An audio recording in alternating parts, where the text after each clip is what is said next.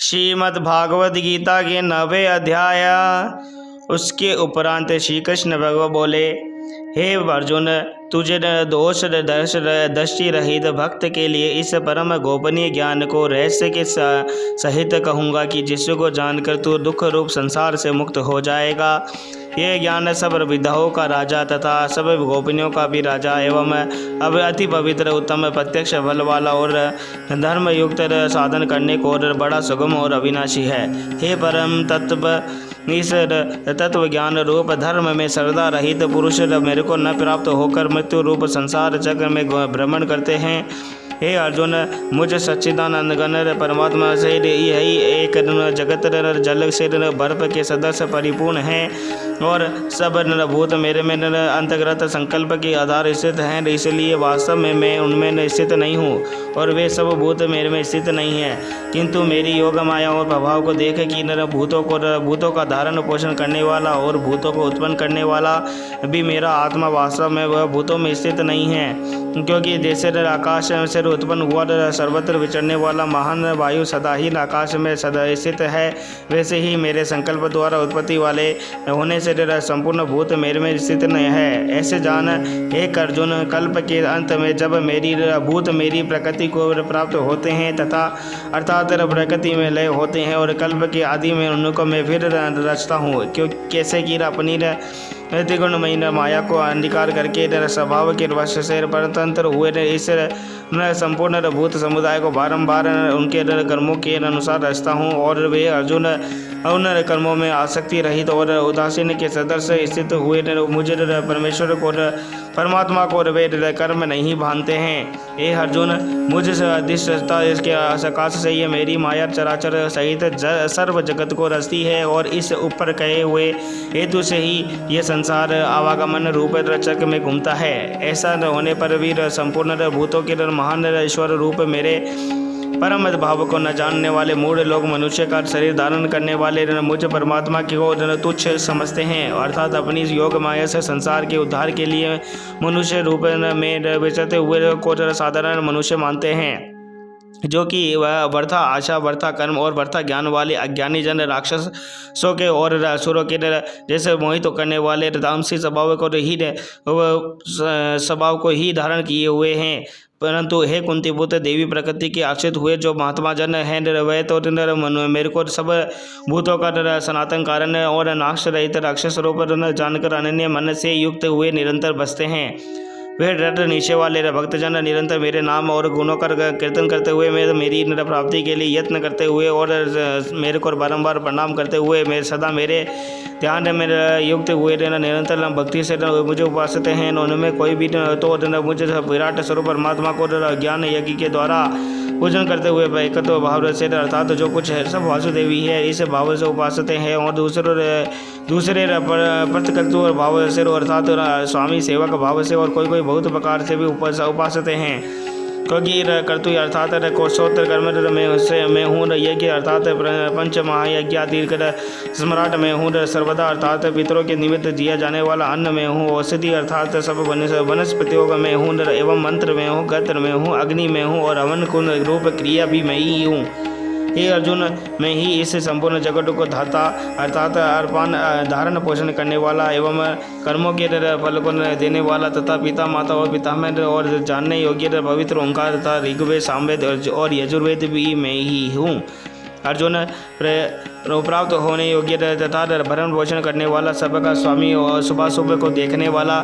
सबका वासस्थान और शरण लेने योग्य तथा पति उपकार न चाह कर हित करने वाला और उत्पत्ति प्रलय रूप तथा सबका आधार निदान और अविनाशी कारण भी मैं ही हूँ। मैं ही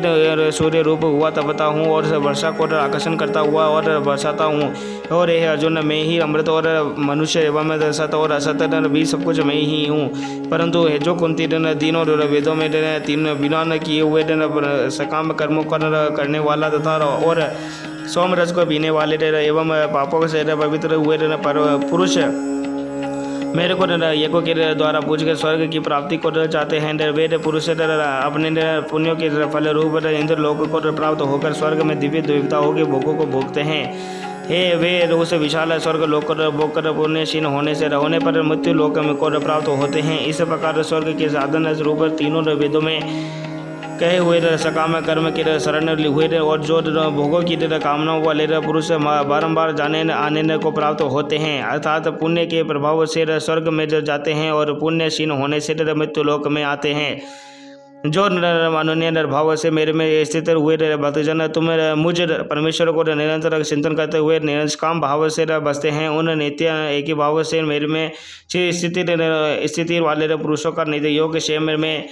मैं स्वयं प्राप्त कर देता हूँ। यह अर्जुन, यद्यपि श्रद्धा से युक्त हुए जो सकामी भक्त दूसरे देवताओं को पूजते हैं वे भी मेरे को ये पूछते हैं, किंतु उनका यह भय पूजना अवधि पूर्वक अर्थात अज्ञान पूर्वक है, क्योंकि संपूर्ण योगों का भोक्ता और स्वामी भी मैं ही हूँ। परंतु वे मुझे अधियज्ञ स्वरूप परमेश्वर को तत्व से नहीं जानते, इसी से गिरते हुए हैं अर्थात पुण्य जन्म को प्राप्त होते हैं। कारण ये नियम है कि देवता को पूजने वाले देवता को प्राप्त होते हैं, पितरों को पूजने वाले पितरों को प्राप्त होते हैं, भूतों को पूजने वाले भूतों को प्राप्त होते हैं और मेरे भक्त मेरे को ही प्राप्त होते हैं, इसलिए मेरे भक्तों का पुण्य जन्म नहीं होता। ये अर्जुन, मेरे में इस पूजन लगा यह सुगमता में है कि मैं पुत्र पुष्प फल और जल इत्यादि जो कोई भक्त मेरे लिए अर्पण प्रेम से अर्पण करता है, उस शुद्ध बुद्धि निष्काम प्रेमी भक्त का प्रेम पूर्वक अर्पण किया हुआ वह स्पष्ट पुष्पादिक मैं सगुण रूप से प्रकट होकर प्रीति सहित खाता हूँ। इसलिए हे अर्जुन, तू जो कर्म करता है, जो कुछ खाता है, जो कुछ हवन करता है, जो कुछ दान देता है, जो कुछ सब धर्माचरण रूप तप करता है, वह सब मेरे अर्पण कर। इस प्रकार कर्मों को मेरे अर्पण करने के रूप संन्यास योग से युक्त हुआ मन वाला तुम सुबह फल रूप कर्म बंधन से मुक्त हो जाएगा, उनमें से मुक्त हुआ मेरे को ही प्राप्त होएगा। यद्यपि मैं इस सब भूतों में संभाव से व्यापक हूँ और न कोई मेरा अप्रिय है और न प्रिय है, परंतु जो भक्त मेरे को प्रेम से बसते हैं वे मेरे में और मैं भी उनमें प्रत्यक्ष प्रकट हूँ। मेरी भक्ति का और भी प्रभाव सुन, यदि कोई अतिशय दुराचारी भी अनन्य भाव से मेरा भक्त हुआ मेरे को निरंतर बसता है, वह साधु ही मानने योग्य है, क्योंकि वह यथार्थ निश्चय वाला और है, अर्थात उसने बलि प्रकार निश्चय कर लिया है कि परमेश्वर के समय भजन के समान अन्य कुछ भी नहीं है, इसलिए वह सिर की ही धर्मात्मा हो जाता है और सदा रहने वाली परम शांति को प्राप्त होता है। ए अर्जुन, तू निश्चयपूर्वक सत्य जाने कि मेरा भक्त नष्ट नहीं होता, क्योंकि हे अर्जुन, स्त्री वैश्य और शूद्राधिक तथा पाप योनि वाले जो कोई होवे वे भी मेरे शरण होकर तो परम गति को ही प्राप्त होते हैं। फिर क्या कहना है कि पुण्यशील ब्राह्मण जन तथा राजश्री भक्तजन ब्रह्म गति को प्राप्त होते हैं। इसलिए तू सुख रहित और क्षणभंगुर इस मनुष्य शरीर को प्राप्त होकर निरंतर मेरा ही भजन कर, अर्थात मनुष्य शरीर बड़ा दुर्लभ है, परंतु हे नाशवान और सुख रहित, इसलिए काल का भरोसा न करके तथा ज्ञान से सुख रूप भासने वाले विषय भोगों में न फंसकर निरंतर मेरा ही भजन कर। केवल मुझ सच्चिदानंदगण परशुदेव परमात्मा में ही अनन्य प्रेम से नित्य निरंतर अचल मन वाला और मुझ परमेश्वर को ही सदा प्रेम सहित निष्काम भाव से नाम गुण और प्रभाव के श्रवण कीर्तन मनन और पठन पाठन द्वारा निरंतर बजने वाला हो, तथा इस मुझ शंख चक्र गदा बदम और किरीट कुंडल आदि भूषणों से युक्त पीताम्बर वनमाला और कौस्तुभ धारी विष्णु का मन वाणी और शरीर के द्वारा सर्वस्व अर्पण करके अतिशय श्रद्धा भक्ति और प्रेम से विवलता पूर्वक पूजन करने वाला हो, और मुझे सर्वशक्तिमान विभूति बल ऐश्वर्य माधुर्य गंभीरता उदारता वात्सल्य और शुद्धता आदि गुणों से संपन्न के आश्चर्य रूप वासुदेव को विनय भाव पूर्वक भक्ति सहित सहस्रांग दंडवत प्रणाम कर इस प्रकार मेरे शरण हुआ, तो आत्मा को मेरे में ही नैक्य भाव करके मेरे को ही प्राप्त होवेगा। इति श्रीमद्भागवत गीता उपनिषद एवं योग ब्रह्म विज्ञान तथा योग शास्त्री विषय के श्री कृष्ण अर्जुन के संवाद में राज विद्या राज गुह योग नामक 9वां अध्याय। बोल श्री कृष्ण भगवान की जय हो।